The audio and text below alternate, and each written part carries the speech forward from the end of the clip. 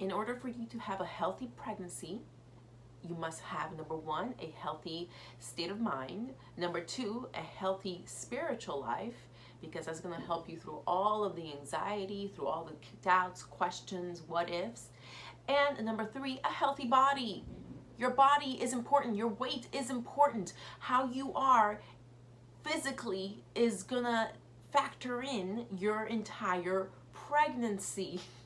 I know it's not politically correct to talk about these things, but this is important. This is the time in your life where your body needs to be at its fittest and at its healthiest, because if not, the baby will suck the life out of your body.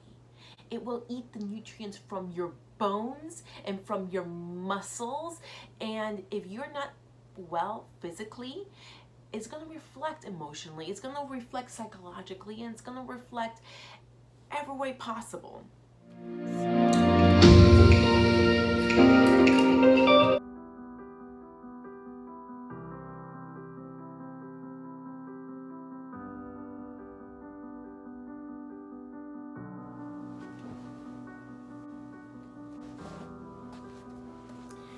Okay, so I have run out of time.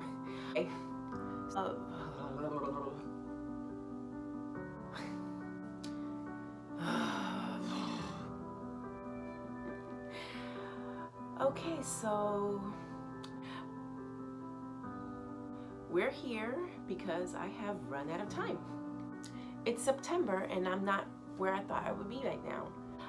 I had goals to where I would be right now, where my family would be right now, and everyone's good. Everything is functioning up to par except for me.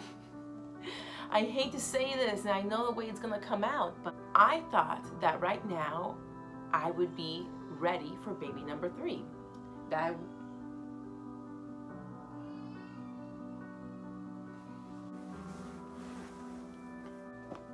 Okay, now I'm back. I thought that by now I would be ready for baby number 3. We are ready as a couple. We are ready as in my kids are ready, but physically I'm not quite there. For months now, I have been trying to get back into shape and working out again, and it's been wonderful. Like, I am honestly working out 2 to 3 times a week, every other week. So not consistently as I would have liked. It's the summertime, traveling a lot, family has been coming, schedule has been upside down. First off, I want to say I do not want to come out as superficial, vain. I'm just being honest, and this is how I feel, and this is what makes me happy. But with every pregnancy, I tried to maintain my healthy weight for my BMI. I know I hate that word BMI, oh my goodness, I hate it, but it's a range, it's a healthy scientific range of what your weight should be. My camera fell. So back to where we were. Once you get pregnant, there's a thing called pregnancy brain, and believe me, it is real. I am a teacher, I have a somewhat good memory. It is so real. You will forget your husband's name. You will forget everything. So this is why I keep this little journal. This is a wonderful idea for those of you who are thinking about getting pregnant, because that way you can jot down everything that's important to you. I kept one with each one of my pregnancies, and this is also a great way for you to put all your anxieties, all your questions, all your research into one place, and that way you can reference it throughout the whole entire time, and just to keep me busy and to help me with the anxiety of waiting for this whole pregnancy, especially for that 2-week period when you don't even know if you are or you're not pregnant. So I won't offend anybody. This is my story. This is my point of view. It's just something I've seen with life and experience. I am 34, almost 35 years old, and this is what I've seen through life. Pretty much, I am 5'9". Yeah, that's pretty tall. I am divulging this information because I'm comfortable with it. This is my reality, this is my life, and this is something that fluctuates. And this is a way for me to calculate more or less where I am physically. Now, I hate, abhor, detest the BMI calculating system. I hate it, but you know what? I'm thankful for that tool because it gives me the information I need. So right now, my BMI is 127.3, and of course that means I am overweight. My BMI should be 25.0 to be good. So in layman's terms, for those of you who thankfully do not know anything about the BMI calculator, that means that I should be at 160 pounds to be average and normal. But no, I'm not at 160, not 165, not 170, not 175, not 180, 185 pounds. I've gained so much weight during the summer. When I was in high school, I was a tall girl and I was insecure, and I used to work out like crazy, and yes, I had abs. I actually had abs one time in my life in high school when I was in sports. So in high school, I graduated. I was 140 in around the middle of high school, but I graduated with 145 pounds. And yeah, I thought I was fat. This BMI calculator made me feel like I was fat. That's what the BMI calculator did to me in high school. Told me that I was 145 pounds. That means that I am fat. That's what it told me. It told me that I was fat at 145. You know how horrible that is for a young woman? A young girl. I wasn't a woman back then. A young girl. That destroyed me. Anyways, now I know my reality. I'm never, ever, ever gonna be 145 pounds again if I'm healthy. Let's not go into that. Anyway, when I graduated college, yeah, I'm skipping 6 years or more. It actually took me 5.5 years to graduate college, not 4. I was 165.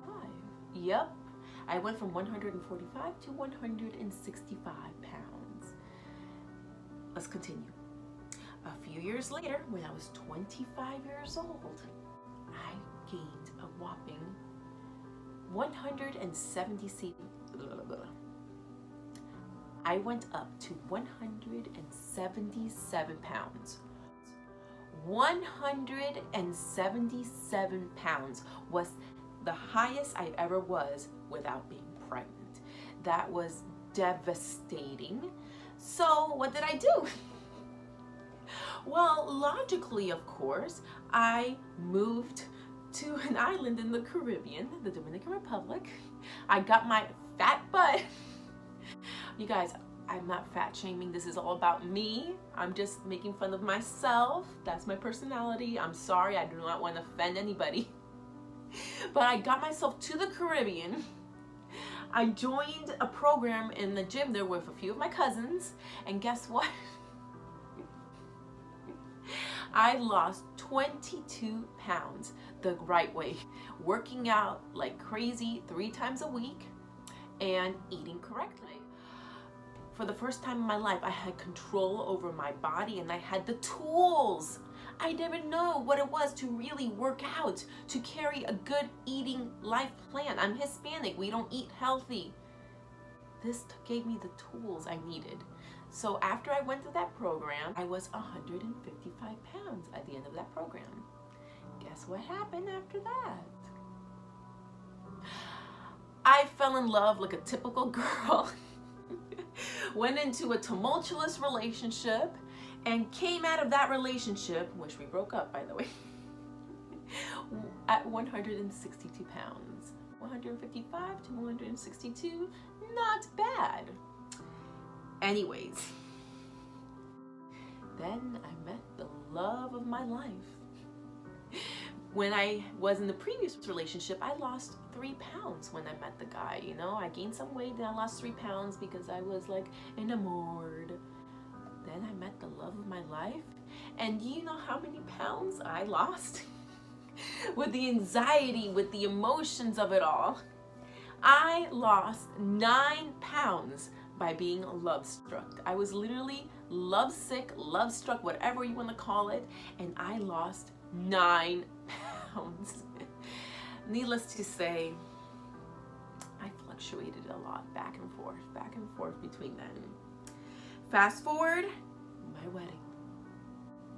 Yes, I gained weight in the 14 months, in the 2 years between meeting my husband and actually marrying him. But with the anxiety of a wedding, I lost my grandparents during that time. Within 4 months of each other, I lost my grandparents, and I went through a lot of anxiety again.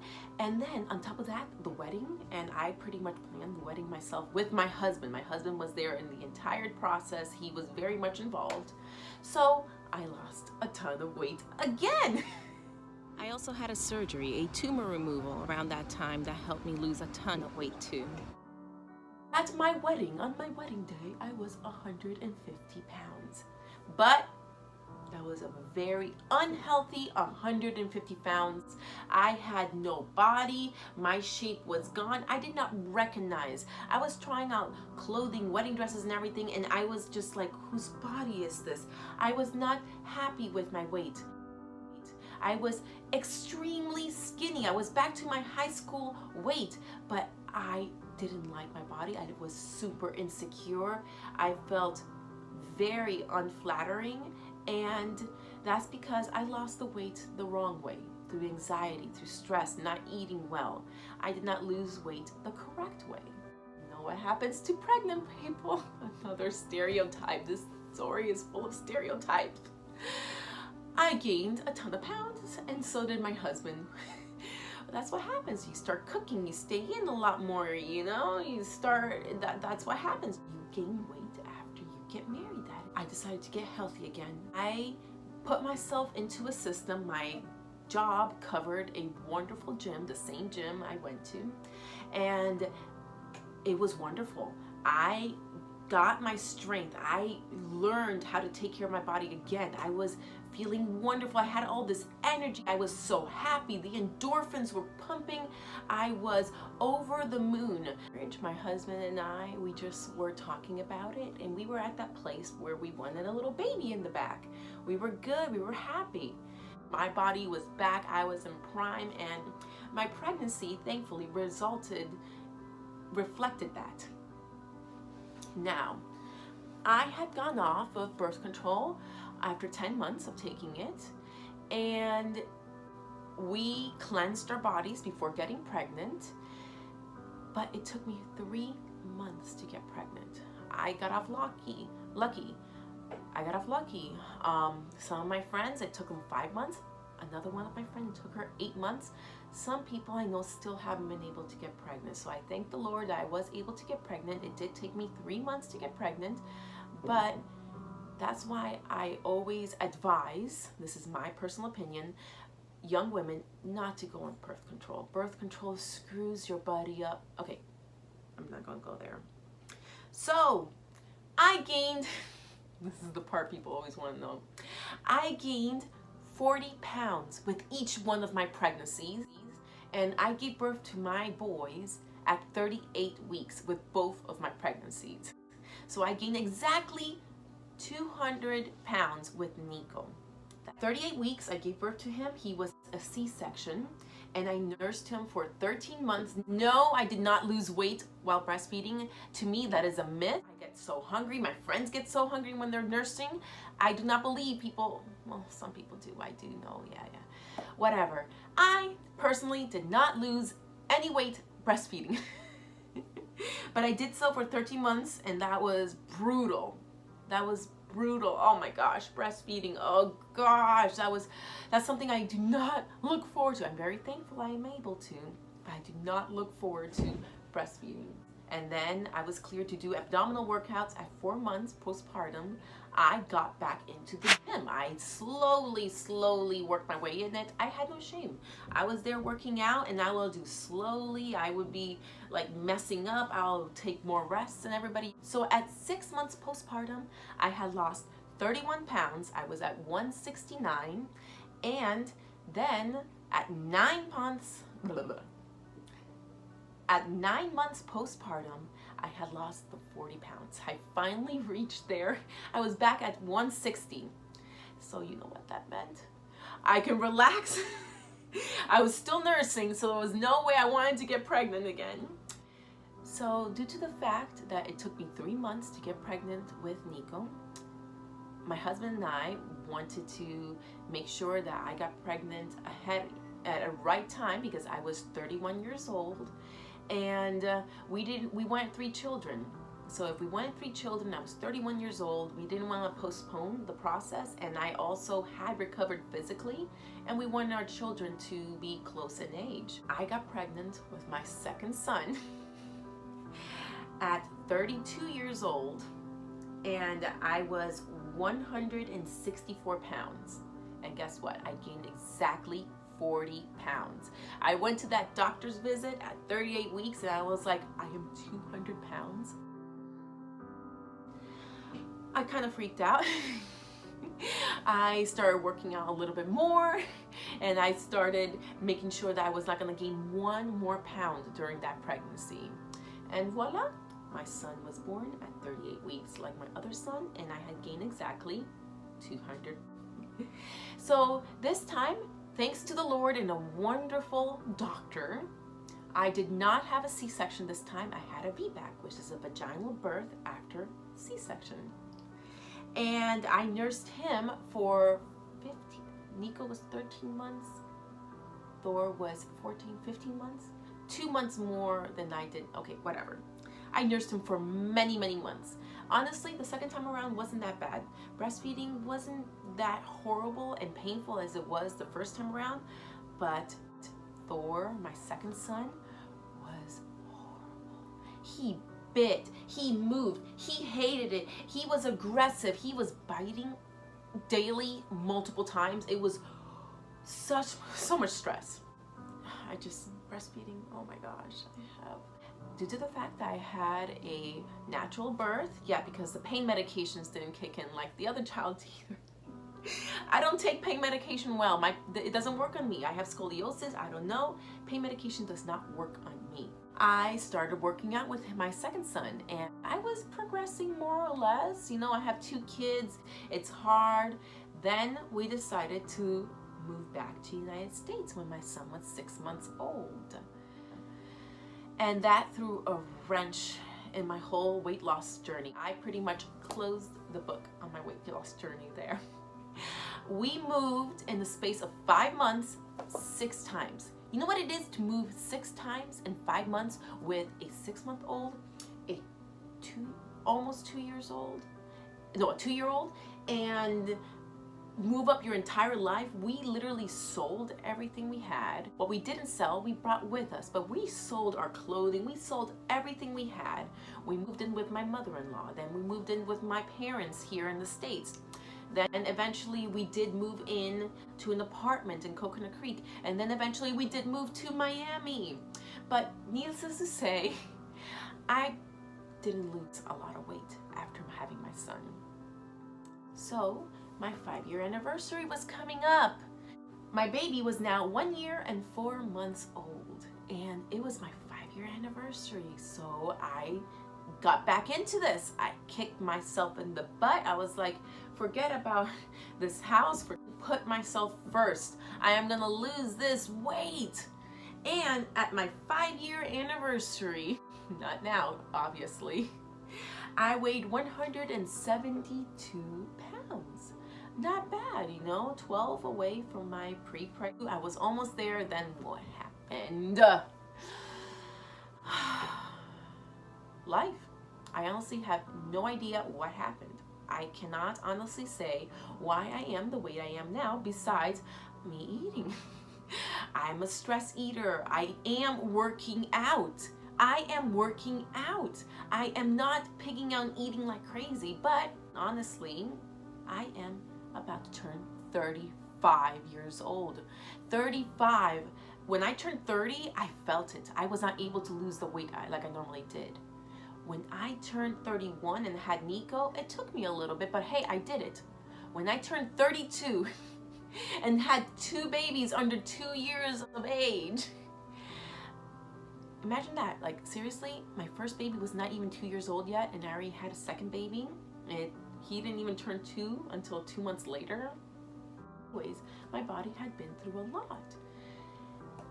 And the moving, the stress of it all, oh my gosh, the stress of it all. Finding out jobs, finding out a new lifestyle, everything. The babies change, or hours. Anyways, long story short, I am now 185 pounds. I love my body. I love everything about it. I am so thankful all the time. I give the Lord thanks all the time. When I'm able to carry those 2 boys up to the 3rd floor, we live in the 3rd floor. When I carry those babies up the stairs, I am thankful that I'm able to do so. I am so thankful that the Lord gave me this body. But I want to lose the weight. I know that I cannot physically at 34 and 80 months old of age, I can't get pregnant. I can't take that risk without being physically fit and physically healthy, because if not, it's gonna really hurt me. It's gonna really hurt me in the long run.